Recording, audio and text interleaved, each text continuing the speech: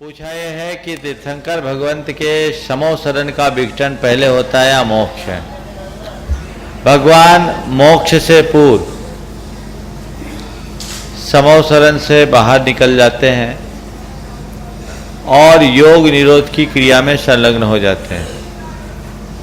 वर्तमान 24 में आदिनाथ भगवान ने 14 दिन पूर्व समो शरण छोड़ा था और महावीर भगवान ने 2 दिन पूर्व।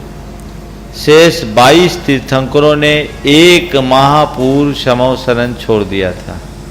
जितने भी 20 तीर्थंकर यहाँ समेत शिखर से निर्वाण को प्राप्त हुए, उन्होंने 1 माह पूर्व अपने समो शरण को छोड़ दिया और तीर्थंकर के विहार होते ही समो शरण विघटित हो जाता है। इसलिए मोक्ष के पहले ही समो शरण चला जाता है, ऐसा समझना चाहिए। नेक्स्ट पूछो। इसके बाद में डॉक्टर चंद्रकला गंगवाल पूना वे तैयार रहेंगी। आ जाए सिद्धता से।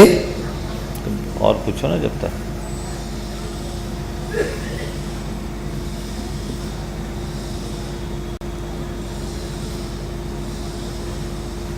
महाराज जी, आज उत्तम मार्ग धर्म के ऊपर एक प्रश्न पूछा है। स्वाभिमान से जीना ही जीना है, फिर लोग उसे अभिमान कहते हैं। स्वाभिमान और अभिमान में क्या फर्क है? राजकुमार जैन, जयपुर।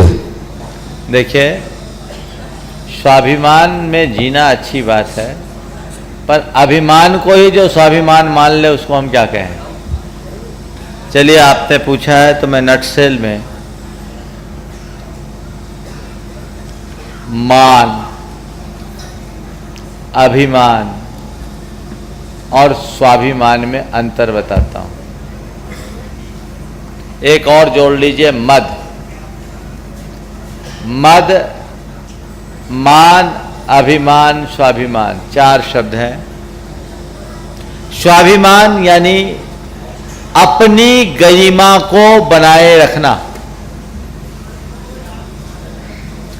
मुझे मान न मिले, मेरा अपमान न हो, इसका नाम स्वाभिमान है।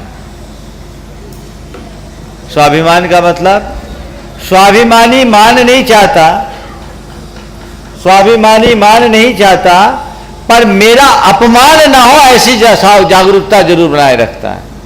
मैं ऐसा कोई कृत्य ना करूं कि लोग मुझ पर उंगली उठाए, ये स्वाभिमान है। समझ गए? पर आजकल लोग, मैं बड़ा हूं तो मेरी बहू मुझे प्रणाम करे, मेरा बेटा मेरा मान रखे, मैं समाज का मुखिया हूं, सब कोई मुझे सम्मान दे, और वो न दे तो कहते मेरे स्वाभिमान को ठेस पहुंचती है। स्वाभिमान को कभी ठेस नहीं पहुंचती, ठेस जिसको पहुंचती वो अभिमान होता है। समझ गए? तो स्वाभिमान समझ में आई। अब दूसरी बात, अभिमान। अपनी योग्यता से अधिक सम्मान की चाह। जितनी योग्यता है उससे ज्यादा सम्मान की चाह। कुछ लोगों में होता है, बड़ा मान होता है, हम हैं तो हमारे अलावा कुछ होगा ही नहीं। एक घर में भिखारी आया भीख मांगने के लिए, बहू ने कह दिया यहाँ कुछ नहीं है। भिखारी आया भीख मांगने के लिए, बहू ने कहा यहाँ कुछ नहीं है। भिखारी लौटने लगा, सास ने सुन लिया, जोर से आवाज दी, लौट के आओ। भिखारी आया, इस आशा में कुछ मिल जाएगा। पूछा क्या चाहते हो? कुछ भीख चाहता हूँ, यहाँ कुछ नहीं है, आगे जाओ। कुछ भीख चाहता हूँ, यहाँ कुछ नहीं, आगे जाओ। उसे बड़ा आश्चर्य हुआ। भिखारी ने कहा, अरे माता, कुछ नहीं देना था तो बुलाया क्यों? आपकी बहू ने मना कर दिया था। बोले, बहू कौन होती है मना करने वाली? मालकिन मैं हूं। मना भी करूंगी तो मैं करूंगी, घर की मालकिन। ये है अभिमान। मान, अपनी योग्यता के अनुरूप सम्मान की चाह। मेरी जितनी योग्यता है उतना मुझे मान मिले, ये मान है या अपेक्षा है। स्वाभिमान में अपेक्षा नहीं, मान में अपेक्षा, और अभिमान में उससे ज्यादा अपेक्षा। और सबका बड़ा भाई है मद। मद कहते हैं नशे को। जैसे कोई आदमी नशे में होता है तो उसको कुछ सूझता नहीं, इसी प्रकार नशे में उन्मत्त व्यक्ति को कुछ नहीं दिखता। मद में मत्त होना यानी अपने अलावा और किसी को कुछ गिनना ही नहीं। समझ गए? ये सब मान के भाई हैं, ठीक है। इसमें अपनाने योग्य केवल स्वाभिमान है, बाकी कुछ नहीं। पर अक्सर देखता हूं लोग अभिमान को ही स्वाभिमान की संज्ञा देने का भ्रम पाल रखते हैं। चलिए नेक्स्ट। और उस बच्चे से पूछवा लो पहले। एक मिनट आप रुको। वो छोटा बच्चा उसको जाने वाला है, उसको पूछवा लो, फिर आपसे देंगे, उसको जाना है। अगला प्रश्न चल रहा है, एक नन्हा सा बालक। यहीं रहोगे। महाराज जी, दूध तो एनिमल प्रोडक्ट है ना, तो हम लोग उसे क्यों पीते हैं? हम लोग तो वेजिटेरियन है ना। देखिए, बच्चा है, बहुत संवेदनशील बच्चा है, और अभी आकर के इसने मुझसे मेरे कमरे में पूछा था।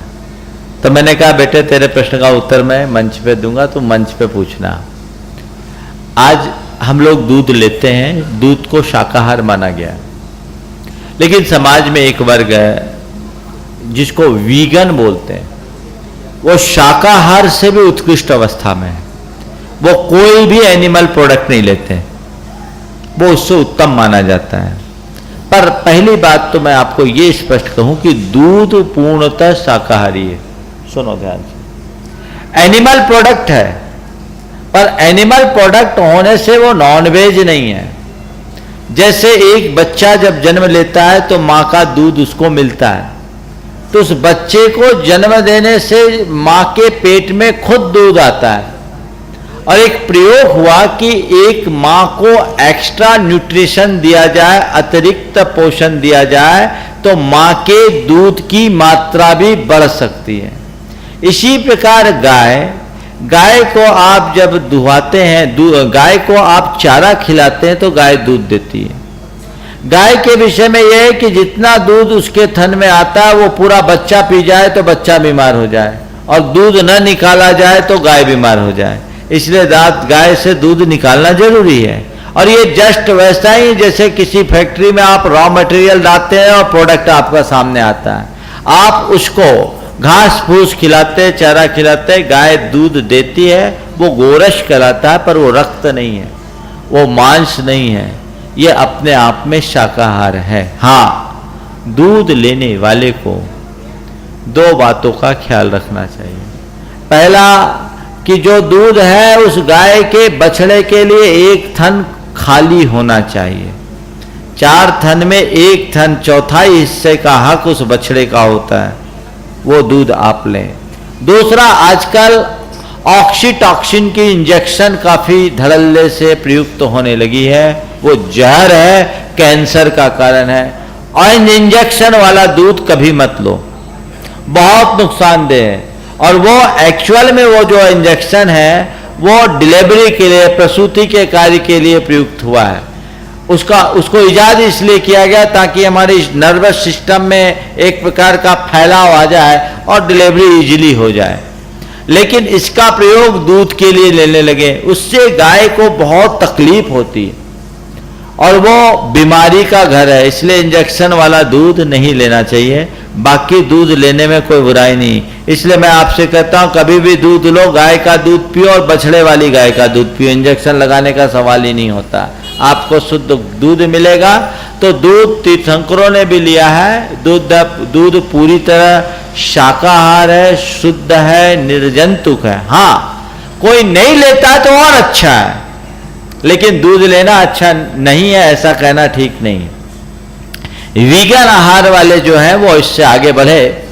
अभी महावीर जयंती के दिन टाइम्स ऑफ इंडिया में एक बहुत अच्छा समाचार कवर स्टोरी के रूप में छपा, वो सबके ध्यान देने योग्य है, समाज के लोगों के लिए एक बहुत अच्छी प्रेरणा है इससे, जिसका उल्लेख मैं आज करना चाहूँगा।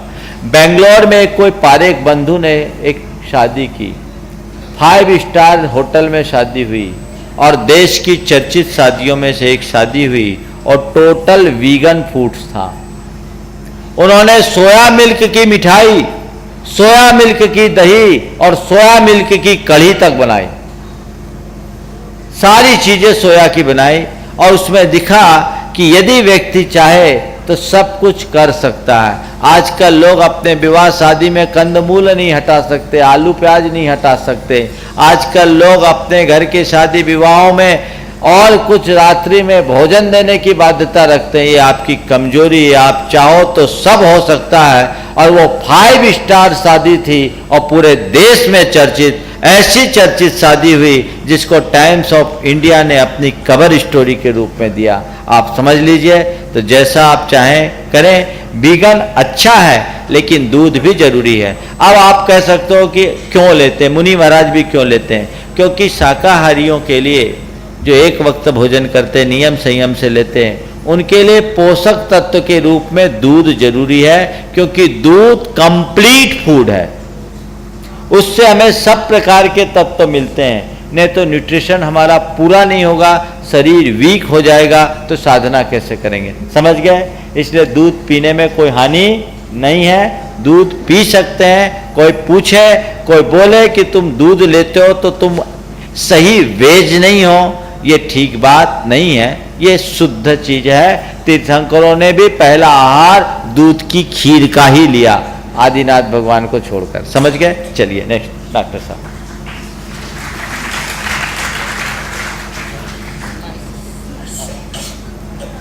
नमस्ते महाराज जी। क्या जैन धर्म में नारी अधिकारों का विरोध है? अपनी पूजाओं में भी नारी को विषबेल कहा है। बहुत सुंदर। देखिए, नारी के अधिकारों का निषेध, ये प्रश्न ही मैं गलत मानता हूं। इस प्रश्न में आपत्ति। नारी और अधिकार, अधिकार की बात आती क्यों है?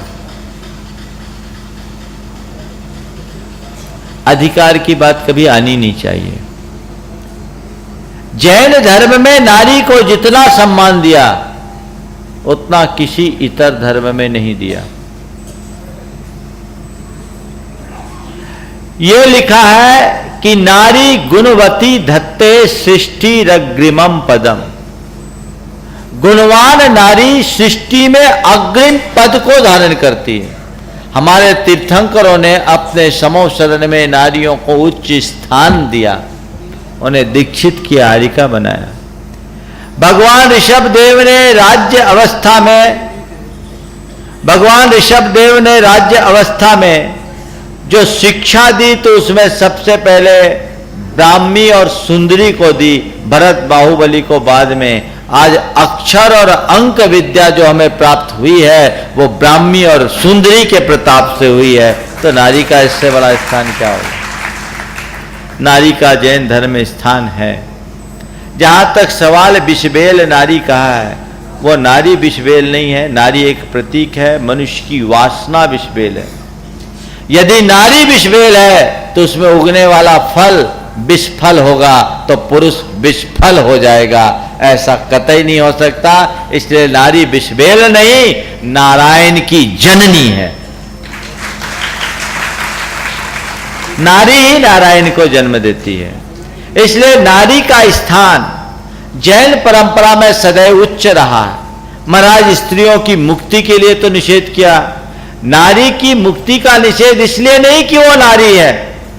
मुक्ति तो ना नारी को मिलती है ना स्त्री को, पुरुष को मिलती है। पुरुष भी मुक्त नहीं होता, नहीं तो सारे पुरुष मोक्ष चले जाते।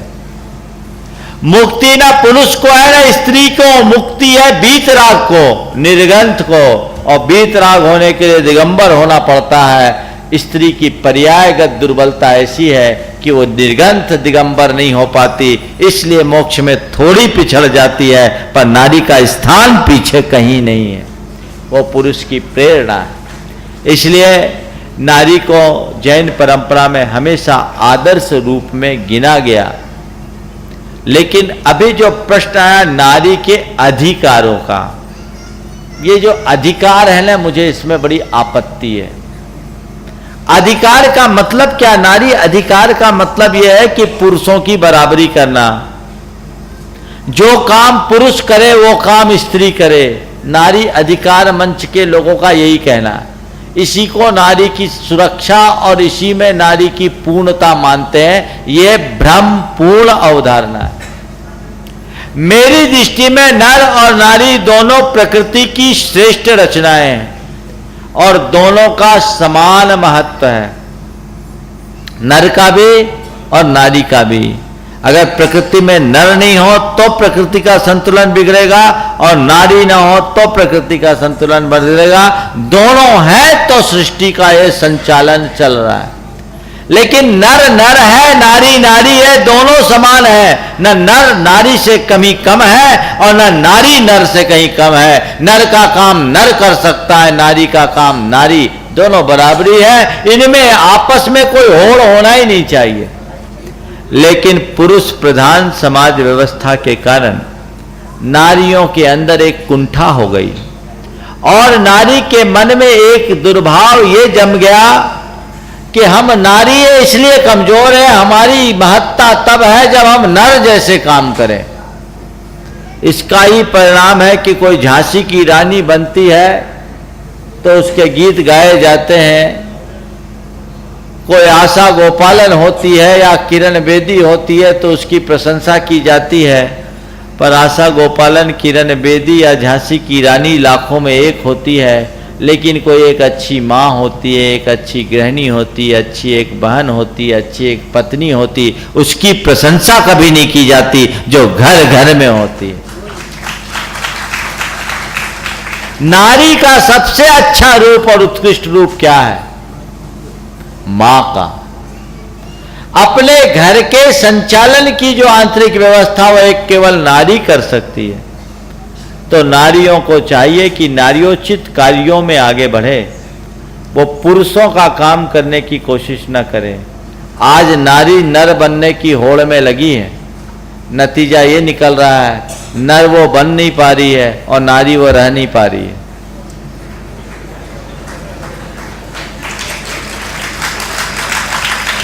गलत तो नहीं कह दिया? आप नारी हो, आप जो कर सकते हो ये नहीं कर सकते, नर नहीं कर सकता।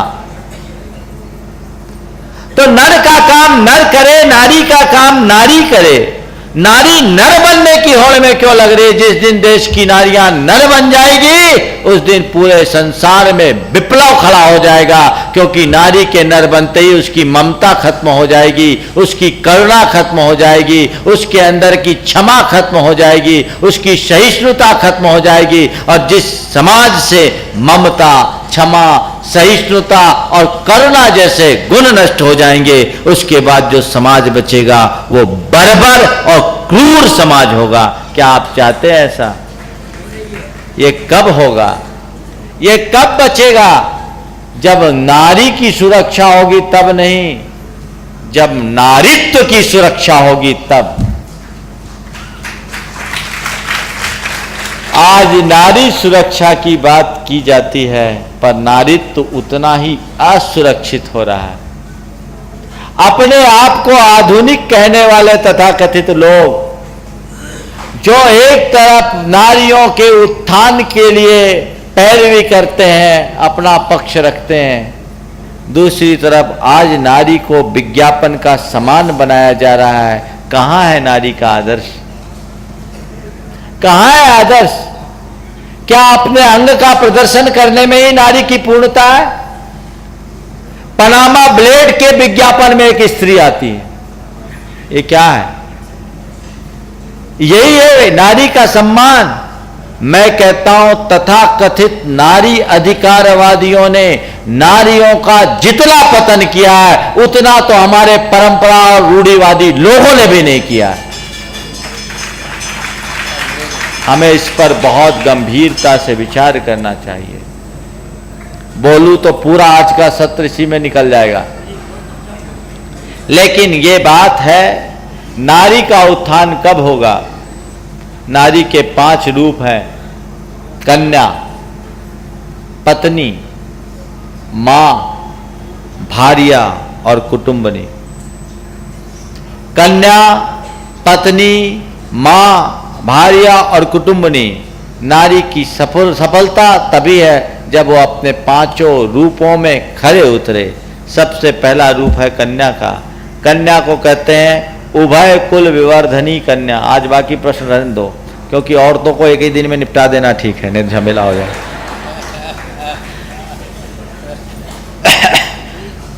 तो क्या कह रहा था? हाँ, नारी का पहला रूप कन्या का है। कन्या को देहली का दीपक कहा गया, जो दोनों तरफ उजाला करती है, बाहर भी भीतर भी। उभय कुल विवर्धनी कन्या, जब तक विवाह नहीं होता तब तक अपने पिता के कुल को और विवाह के उपरांत अपने पति के कुल को रोशन करने का सौभाग्य एक कन्या को होता है। और आपको बताऊं, भारतीय परंपरा में, विशेषकर जैन परंपरा में, कुंवारी कन्या को सचित्त मंगल कहा है। नारी मंगल है जो तुम्हारा अमंगल टालती है। इससे बड़ा गौरव विश्व में कहीं है? कन्या, कन्या वो है जो एक आदर्श कन्या हो। कौन है आदर्श कन्या? जो अपने कुल के संस्कारों के अनुरूप चलती है, शिक्षित और संस्कारित होने के साथ मर्यादा का पालन करती है, अपने शील और सदाचार पर दृढ़ रहती है, वही कन्या एक आदर्श कन्या होती है। और यही कन्या जब विवाह के बंधन में बंधती है तो एक पत्नी बनती है। आदर्श पत्नी कौन होती है? जो अपने पति के साथ उसकी सहयोगिनी और सहगामिनी बनकर के चलती है। पति पत्नी एक दूसरे के पूरक होकर के जिए। एक आदर्श दंपति का मतलब केवल यौन सदाचार तक सीमित रहना नहीं, बल्कि एक दूसरों की भावनाओं का ख्याल रखते हुए एक दूसरे के प्रति संपूर्णतः समर्पित होकर जीना है। तो विवाहोपरांत वो एक आदर्श पत्नी बने। जब पत्नी बनती है तो कालांतर में माँ बनती है, और एक माँ जो अपने बच्चे का पालन पोषण कर सकती है वो कोई दूसरा नहीं कर सकता। एक माँ जितने अच्छे से अपनी संतान का पालन पोषण कर सकती है उतना कोई दूसरा नहीं कर सकता। माँ शोध हुआ रूस में, सद्य प्रसूत बच्चों के, बंदरों के बच्चों को, कुछ को उनकी माँओं के पास रखा गया और कुछ को कृत्रिम मशीनी बंदरियों के पास रखा गया। सबको एक सा पोषण दिया गया। जिन बच्चों को अपनी माँओं के पास रखा गया उनका शारीरिक विकास के साथ साथ भावनात्मक विकास भी हुआ, और जिनको मशीनी बंदरियों के पास रखा गया उनका शारीरिक विकास तो बहुत अच्छा हुआ, मानसिक विकास नहीं हुआ। एक रहस्य की बात आपको बताता हूं। फ्रांस में सबसे ज्यादा क्राइम होता है और वहां सबसे ज्यादा अवैध संतान होती। उस पर रिसर्च हुआ कि ऐसा क्राइम क्यों होता है, कि वहां अवैध संतानों को प्राय अनाथालयों में पाला जाता है, तो वहां उनका शारीरिक विकास तो हो जाता है, भावनात्मक विकास नहीं होता। इस कारण से वे नैतिक और चारित्रिक रूप से पतित हो जाते हैं। क्यों? क्योंकि उनको उनकी माँ का प्रेम नहीं मिलता, उन्हें माँ का संस्कार नहीं मिलता। तो ये माँ अगर बच्चे को न मिले तो बच्चा अपराधी बन जाए। कृतज्ञ हो जाओ अपने माँ के प्रति जिसने तुम्हें इतना प्यार और सम्मान दिया कि तुम एक अच्छे इंसान बनो। ये काम माँ कर सकती, पिता नहीं कर सकता। प्रकृति सुलभ कार्य है।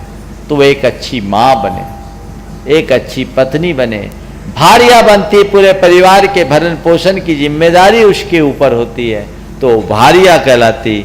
और उसके उपरांत हमारी भारतीय परंपरा में एक गृहिणी को पूरे कुटुंब की प्रमुखा के रूप में कुटुंबनी का दर्जा दिया गया। जिसके हाथ में घर के भंडार की चाबी हो वो कुटुंबनी है। इससे बड़ा उत्कृष्ट सम्मान एक स्त्री को और क्या मिल सकता है। ये मिलता है, मिलेगा। इसलिए आप अपने आप को कहीं कमजोर मत आके कमजोर न समझे। आप नारी हो नारी और नर हो नर। एक कहते हैं नर से नारी भारी, एक नहीं दो दो। नर से नारी है नर से बड़ी अधिकारी, एक नहीं दो दो मात्रा भारी। नर में 2 मात्रा, नारी में 4 मात्रा। लेकिन मैं कहता हूं ये सब बातें ठीक नहीं, सब बराबर है। समझ गए?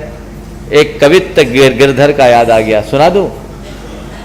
और जीवन गाड़ी ज्ञान धुरी पहिए 2 नर नारी, जीवन गाड़ी ज्ञान धुरी पहिए 2 नर नारी, और सुख मंजिल तय करन हेतु तुम रहू इन्हें समारी। जीवन गाड़ी ज्ञान धुरी पहिए 2 नर नारी, और सुख मंजिल तय करन हेतु तुम रहू इन्हें समारी। तुम रहू इन्हें समारी, लगे ना ऊंचे नीचे, और दोनों सम जब होए चलो तब आंखें मीचे। तुम रहू इन्हें समारी, लगे ना ऊंचे नीचे, और दोनों सम जब होए चलो तब आंखें मीचे। कह गिरधर कविराय सुनो सब धारो निजमन, कह गिरधर कविराय सुनो सब धारो निजमन, और या विद हो नर नारी सफल तब निश्चित जीवन। समझ गए? चलिए नेक्स्ट। चलो ये भी कुछ कहनी है, सुन लो। नारी के ऊपर एक शेर। हाँ हाँ हाँ। शोभा जी नारी के ऊपर कुछ एक अपनी लाइन सुना रही है। महाराज को सुनते सुनते एक शेर मुझे याद आ गया। 7 सलाम उस नारी को जो माँ है उस युवराज की, 7 सलाम उस नारी को जो माँ है उस युवराज की। बादशाह उससे डरते हैं, बादशाह उससे डरते हैं, क्योंकि सत्ता उसकी गोद में है, क्योंकि सत्ता उसकी गोद में है। नमोस्तु महर्षि नमस्ते। एक मिनट, मैं ऐसी बातों से घोर असहमति प्रकट करता हूं। ये वही होड़ की बात आ गई। अरे लड़ाई क्यों जब बराबरी है? यही तो उत्तर था उस समय। समझ गए ना? ये जो भाव है ना, इसी में युद्ध होता है। जो शीत युद्ध आप लोगों में चलता है ना, वो शीत युद्ध खत्म। जब दोनों बराबरी है तो मामला बिल्कुल ठीक। इसलिए दोनों चक्के बराबर है। एक ट्रैक्टर का हो और एक स्कूटर का हो तो गाड़ी खटोला हो जाएगी। इसलिए खटोला नहीं बनाना, दोनों चक्के बराबर है और बराबरी से चलो तो जीवन की आनंद की यात्रा बनाओ। चलो इसके बाद संजय जी जैन सागर और संजय जी जैन धन्यवाद तैयार रहेंगे। देवेंद्र जी अजमेरा साकेत गया, वे भी तैयार रहेंगे। महाराज पूछा नमोकार मंत्र में ऐसो पंच नमोयारो के बदले में ऐसो पंच नमोकारो कहते हैं, कृपया क्या सही है बताने की कृपया। देखिए, प्राकृत 2 तरह की होती, सौरसेनी प्राकृत और अर्धमागधी प्राकृत। हमारे यहाँ दिगंबरों में सौरसेनी प्राकृत का ज़्यादा चलन है। सौरसेनी प्राकृत जो एकदम जन भाषा की प्राकृत है, या और का में कोई अंतर नहीं है, भाषा की दृष्टि से दोनों एक है। लेकिन हमारे यहाँ मूल रूप से जो चलन है वो सौरसेनी प्राकृत का चलन है। इसलिए हमें ऐसो पंच नमो यारो और पणमम हवई की जगह होई बोलना ज़्यादा उपयुक्त है। हवई बोले तो भी चलेगा, कारो बोले तो भी चलेगा, लेकिन हमारी जो प्राचीन पाठ और जो सौरसेनी व्याकरण के अनुकूल मिलते हैं, यारो है और होई है। चलो नेक्स्ट। नमोस्तु महाराज जी, ये प्रतिमा क्या होती है? 1 प्रतिमा, 2 प्रतिमा, 3 प्रतिमा? भैया जी 7 प्रतिमाधारी है, बाबा जी 10 प्रतिमाधारी है। आप ही बता सकते हैं ये प्रतिमा क्या? ये प्रतिमा तो ऐसी है कि मेरे जीवन में एक बहुत बड़ी ट्रेजेडी बन गई। सुनाओ, मैं जब ब्रह्मचारी था, संघ में नया नया आया, 8-10 दिन हुए होंगे, ज्ञानवान तो था ही नहीं। गोंदिया में संघ था, यहाँ गोंदिया के कुछ भाई आए हुए हैं। एक चौके में मैं गया, मुझे निमंत्रण था तो गया। बुंदेलखंड की कोई अम्मा जी थी, सफ़ेद ड्रेस वाली बुजुर्ग। वहाँ ब्रह्मचारियों को त्यागी जी कहा जाता था। आजकल तो सब भैया जी हो गए। वो त्यागी संबोधन ज़्यादा उपयुक्त था। ये भैया तो कोई भी हो जाता है, त्यागी त्यागी होता है। त्यागी ही बोलना चाहिए मेरे विचार से। अब वो भैया कैसे रूढ़ हो गया है, भैया ही लोग जाने। पर उस समय त्यागी, हम लोगों के टाइम तक त्यागी ही चलता था। जब मैं भोजन करने के लिए गया तो उस अम्मा जी ने पूछा, काय त्यागी जी कितनी प्रतिमा धरे हो? मैं प्रतिमा जानता नहीं था। हम बोले प्रतिमा, मेरे पास तो कोई प्रतिमा नहीं है। बोले एक हो प्रतिमा नहीं तो कैसे त्यागी हो? अब हमको कुछ समझ में नहीं आया। भोजन करने गया था, अब मुंडी नीचे करके भोजन तो कर लिया, लेकिन बहुत खराब लगा। अब भोजन करने के बाद गुरुदेव के चरणों में गया और उनसे निवेदन किया कि गुरुदेव, वो प्रतिमा कहां से मंगवानी है? वो प्रतिमा कहां से मंगवानी? बोले कौन सी प्रतिमा? बोले महाराज जी, आज ऐसा ऐसा प्रसंग घटा और अम्मा जी ने कहा एक हो प्रतिमा नहीं तो कैसे त्यागी हो? तो आचार्य श्री ने कहा, भैया नहीं ब्रह्मचारी जी, वो प्रतिमा का मतलब ये प्रतिमा नहीं है। प्रतिमा तो श्रावकाचार्य के क्रमोन्नत विकास की सीढ़ियां होती है। तब मैंने जाना कि प्रतिमा क्या होती। तो श्रावकाचार्य के क्रमोन्नत विकास की सीढ़ी को प्रतिमा कहते हैं, जो 11 होती है दर्शन प्रतिमा से लेकर के उद्दिष्ट त्याग प्रतिमा तक। समझ गए? तो जो अलग अलग इनकी पूरी व्याख्या करूंगा तो बहुत टाइम लगेगा। तो ये श्रावकों के अलग अलग स्टेज है। 7 प्रतिमा जो ब्रह्मचर्य व्रत को 7 आजीवन ब्रह्मचर्य के साथ नीचे की प्रतिमाओं को पालन करते हो ब्रह्मचर्य प्रतिमा वाले होते हैं। जो 10 प्रतिमाओं सब परिग्रह को त्याग करके अनुमति का भी त्याग कर देते हैं। 11 प्रतिमा वाले उद्दिष्ट त्यागी क्षुल्लक होते हैं। दूसरी प्रतिमा वाले वो होते हैं जो व्रती श्रावक होते हैं। तीसरी प्रतिमा वाले वो होते हैं जो सामायिक करते हैं। चौथी प्रतिमा वाले हैं जो अष्टमी चतुर्दशी को उपवास या एकाशन करते हैं। 5वीं प्रतिमा वाले हरी फल वनस्पतियाँ जितनी हैं उनको प्राशुक किए बिना नहीं खाते। 6ठी प्रतिमा वाले रात्रि में मन वचन काय से किसी को भोजन करने कराने का अनुमोदन भी नहीं करते। 6ठी के पहले तक कोई मजबूरी में किसी को देने की बात आए तो दे भी सकते हैं, 6ठी में नहीं देते हैं। 7वीं में ब्रह्मचर्य हो जाता है। 8वीं में व्यापार छूट जाता है। 9वीं में केवल 9वीं में परिग्रह भी छूट जाता है, पर एडवाइज वगैरह देते हैं। 10वीं में एडवाइज भी छोड़ देते हैं, अनुमति छूट गई। और 11वीं प्रतिमा में घर भी छूट जाता है। और पहली प्रतिमा जो सबका फाउंडेशन है वो दर्शन प्रतिमा, यानी पंच परमेष्टि के आराधक बनना, रात्रि में चारों प्रकार के आहार का त्याग कर देना और गहित मिथ्यात्व का त्याग करके शुद्धता और सात्विकता से रहना, ये प्रतिमा होते हैं। पहले प्रतिमा के धारक अनेक लोग होते थे और बहुत दृढ़ता से लोग पालन करते थे। प्रतिमा से ही लिंक एक बात डॉक्टर कल्याण गंगवाल को देख के मुझे याद आ गई कि कल्याण जी गंगवाल आज हमारे समाज की विभूति हैं। थोड़े खड़े हो जाओ, आपको देख ले लोग। हाँ देख ले भैया, कैमरा घुमा ले।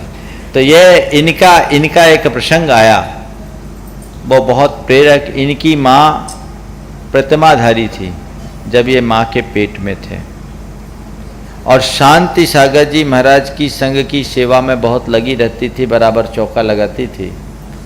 जब ये पेट में थे तो इनकी माँ ने शांति सागर जी महाराज से कोई नियम मांगा, तो महाराज ने कहा रात्रि भोजन बंद कर दो।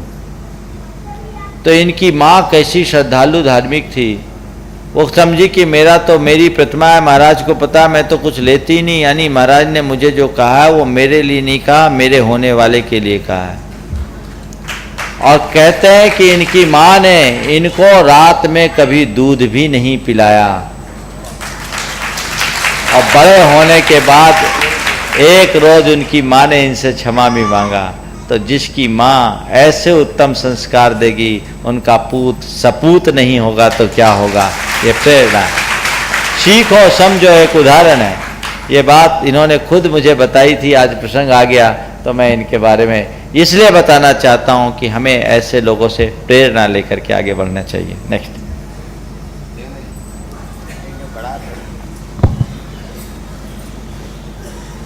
नमस्ते गुरुवर। घर में रह करके बड़े बुजुर्ग को किस तरह धर्म साधना करना चाहिए और किस तरह से धीरे धीरे धर्म में आगे बढ़ना चाहिए? इन्होंने पूछा घर में रह करके बड़े बुजुर्ग को किस तरह से जीना चाहिए और धर्म के मार्ग में आगे बढ़ना चाहिए। देखो सार में बताता हूं, ये बहुत अच्छा प्रश्न है। आप अपने घर में रह करके अपनी दुर्गति से बचना चाहते हो? यहाँ ज्यादातर सीनियर सिटीजन है ना, एक बार मुझसे किसी ने पूछा कि महाराज पहले ऐसे प्रसंग नहीं होते थे, आजकल ये बहुत ज़्यादा माँ बाप की अवहेलना क्यों होती है? मैंने कहा भैया पहले बुजुर्ग अवस्था आने के पहले ही घर छोड़ के निकल जाते थे और बच्चों को चार्ज सौंप देते थे तो दुर्गति बच जाती थी। अब आखिरी तक चाबी नहीं छोड़ते तो चाबी छीना ही जाता है। ये एक फैक्ट है, इसको समझना चाहिए। आप अपने जीवन को अच्छा जीना चाहते हैं और घर में रहकर सुख शांति से रहना चाहते हैं, कुछ उपाय बता रहा हूं।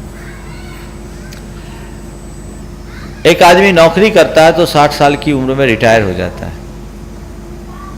आप व्यापार धंधे में रहते हो, टायर्ड हो जाते हो, पर रिटायर होने का नाम नहीं लेते। अपने आप को रिटायर कीजिए। किससे? व्यापार से और घर की जवाबदेहियों से। एक उम्र हो जाने के उपरांत आप अपनी संतान को पहले से योग्य बनाइए, तैयार कीजिए और देखें कि आपके बच्चे अगर आपका कारोबार संभालने में समर्थ हो गए तो कारोबारी जिम्मेदारी उनको सौंप दीजिए।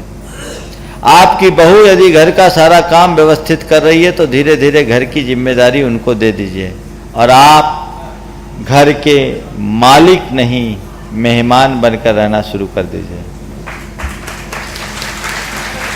ये बच्चे लोग बजा रहे हैं कि बूढ़े लोग बजा रहे हैं? आप मालिक नहीं मेहमान माने, पर संतान को तो आखिरी तक उन्हें मालिक मानना है। नहीं तो तुम सोच लो कि 4 दिन के मेहमान है, जल्दी जाए तो अच्छा, बड़ी मुश्किल हो जाएगी। मालिक नहीं मेहमान बने, मार्गदर्शक बने, मार्ग निर्णायक नहीं। मैं जो कहूं वही नहीं, एडवाइस दे दो और सुझाव की भाषा में मुझे अच्छा लगता है, अगर तुमको अच्छा लगे तो कर लो, बाकी तुम जो चाहो। मालिक नहीं मेहमान बने, शॉर्ट में बोल रहा हूं। मार्गदर्शक बने, मार्ग निर्णायक नहीं, और जिद्दी नहीं जिंदा दिल बने। ये बड़े बुजुर्ग जो होते हैं ना, बड़े जिद्दी होते, जो जिद्दी होते हैं रद्दी हो जाते हैं। कह दी सो कह दी नहीं। एक जगह था मैं, कैसे माँ बाप का सम्मान खोता है मैं आपको बता रहा हूं। एक स्थान पर मैं था, एक मंदिर का शिलान्यास होना था। एक युवक उस पूरे के पूरे कार्य में केंद्रीय भूमिका रख रहा था। उसकी हार्दिक इच्छा थी कि मैं इस शिलान्यास में अग्रणी भूमिका रखूं, समर्थ भी था। लेकिन उनके पिताजी एकदम ठाकुर साहब थे। एक बार मुंह से निकल गया सो निकल गया, ना यानी ना। अब कोई भी तर्क वितर्क आगे नहीं चलेगा। अब उनने ना कह दी, बाबूजी ने ना कह दिया है। मन बहुत है, मन रो रहा है। बेटा मेरे पास आया, शिलान्यास में अभी 2 दिन की देरी थी।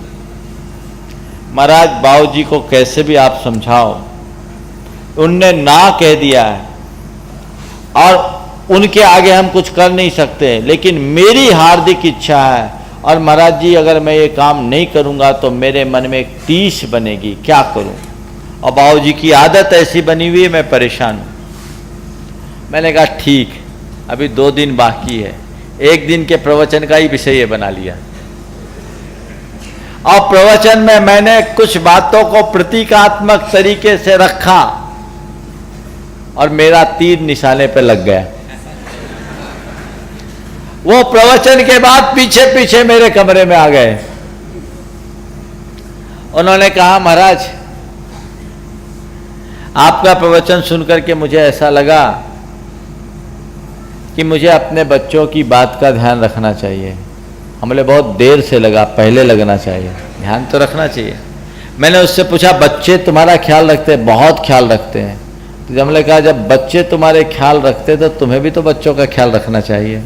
परस्परोपग्रहो जीवाना समझाया और वो व्यक्ति फिर आगे होकर के अपने बच्चों से कहा कि तुम्हें जो करना है कर लो, मेरी इसमें सहमति है। उन बच्चों को अपार खुशी की अनुभूति हुई। 2 भाई थे और उस जगह के मंदिर की 5 शिलाओं में एक शिला उस परिवार ने रखा, आज वो मंदिर बन गया, प्रतिष्ठा हो गई और बड़े आनंद में।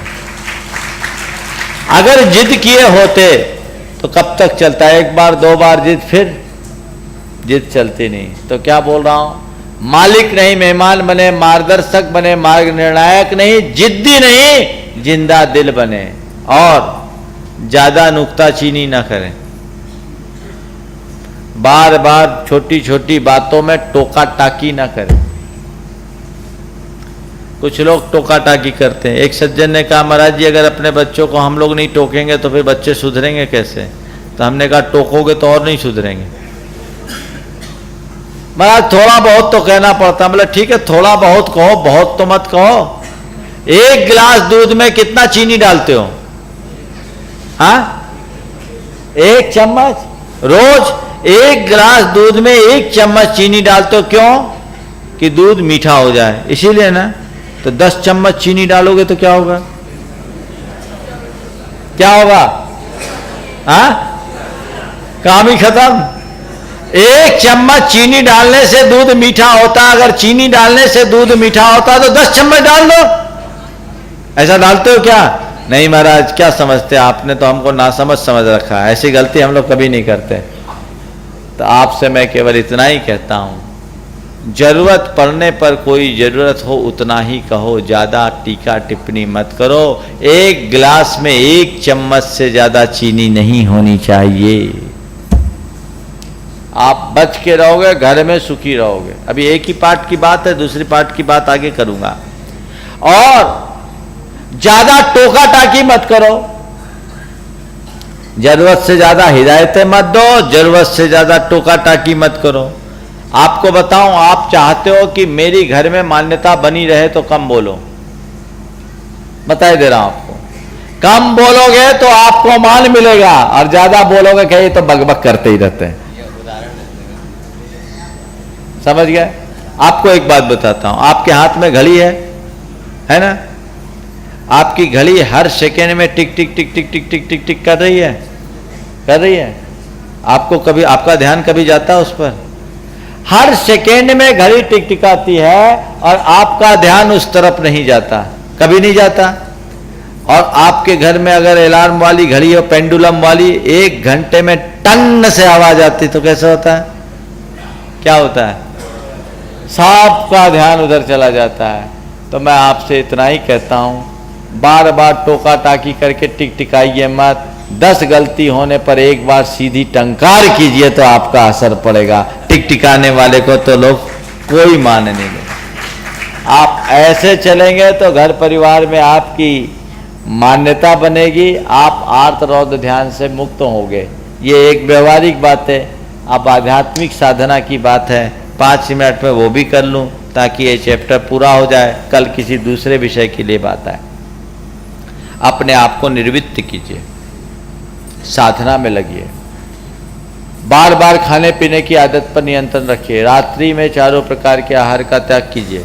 अगर आप संलेखना पूर्वक अपना अंत करना चाहते हैं, मैं आपको कोर्स बता रहा हूँ। सबसे पहले रात्रि में 4 प्रकार के आहार का त्याग कीजिए, फिर धीरे धीरे दिन में बार बार खाने की आदत को नियंत्रित कीजिए, फिर इसके बाद आगे चल कर के आप दिन में 2 ही बार खाने पीने का अभ्यास बनाइए। फिर आगे चले तो आप 1 वक्त भोजन, 1 वक्त फल, दूध लेने का अभ्यास कीजिए। और उसके बाद ये भी नहीं हो तो धीरे धीरे 1 बार पानी, 1 बार भोजन, और हो सके तो केवल 1 बार भोजन। अभी 10 सेक्शन में कर रहे हो कि नहीं कर रहे हो?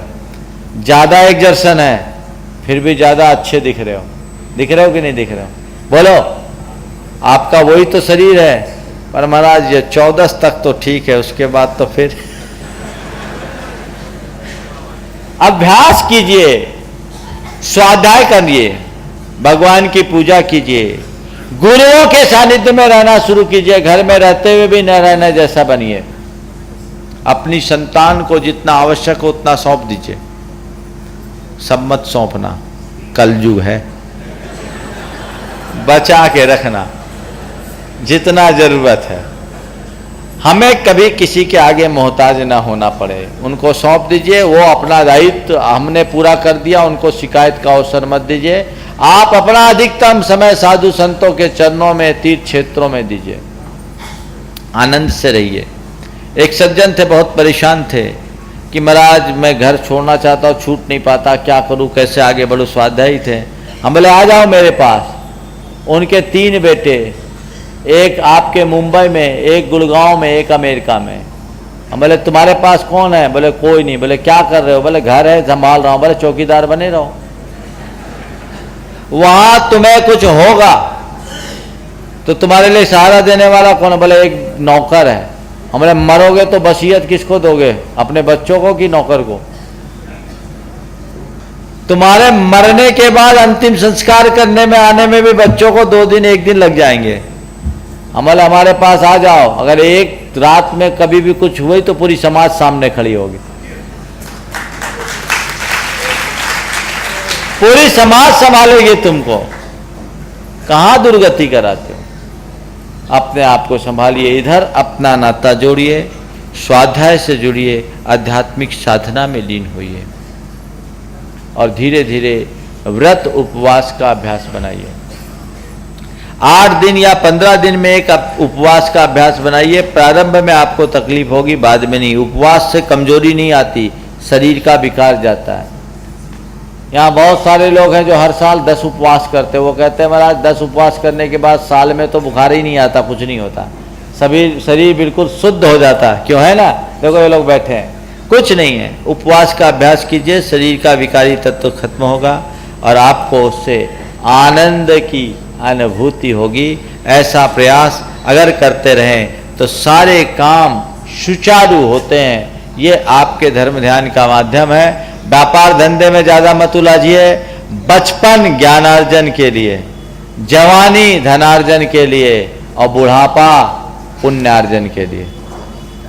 किसके लिए? तो वो क्या करना है?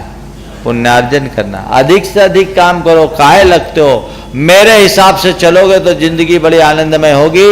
नहीं तो मैंने अनेक लोगों को देखा है जो शेर की तरह जिए हैं और कुत्ते की भांति मरे, अपनी दुर्गत कराए, अपने ही संतान की उपेक्षा के पात्र बने, फिर भी मोह है, वहीं चिपकते हो। तुम जानो हम क्या करें। चलिए नेक्स्ट हो गया आज तो। हाँ? कौन सा रह गया? हाँ बोलो बोलो, कौन है?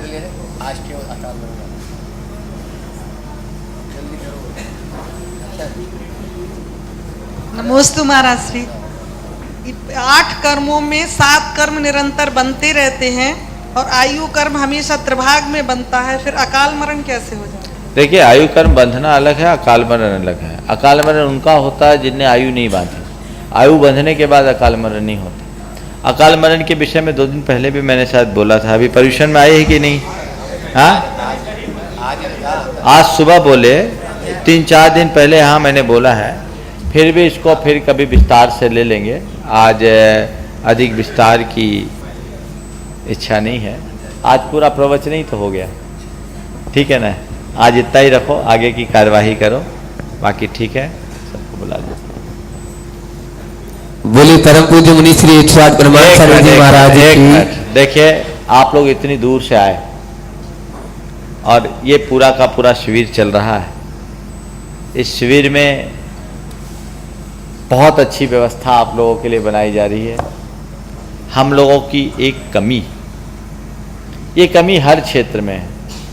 हमारे लोगों का नेचर है, हम लोग फरियादी हैं, शिकायत करने के आदी हैं, धन्यवाद देने के नहीं।